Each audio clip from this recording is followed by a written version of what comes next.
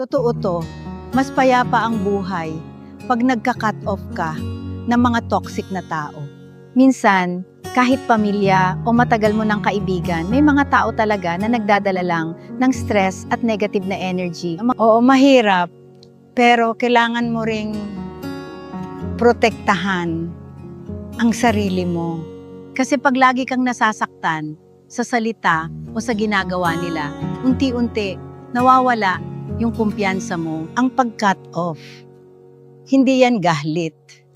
Self-care yan, pagpili ng kapayapaan. At alam mo, pag tinanggal mo yung mali, mas lumilinaw kung sino talaga yung para sa'yo.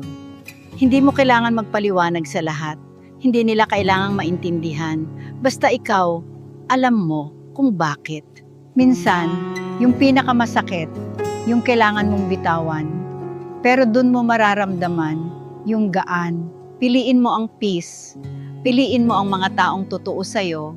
At higit sa lahat, piliin mo ang sarili mo. Totoo to, mas payapa ang buhay pag nagka-cut off ka ng mga toxic na tao. Minsan, kahit pamilya o matagal mo ng kaibigan, may mga tao talaga na nagdadala lang ng stress at negative na energy. Oo, mahirap, pero kailangan mo ring protektahan ang sarili mo. Kasi pag lagi kang nasasaktan sa salita o sa ginagawa nila, unti-unti nawawala yung kumpiyansa mo. Ang pag-cut off, hindi yan gahlit. Self-care yan, pagpili ng kapayapaan. At alam mo, pag tinanggal mo yung mali, mas lumilinaw kung sino talaga yung para sa'yo. Hindi mo kailangan magpaliwanag sa lahat. Hindi nila kailangang maintindihan.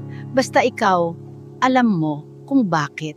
Minsan, yung pinakamasakit, yung kailangan mong bitawan.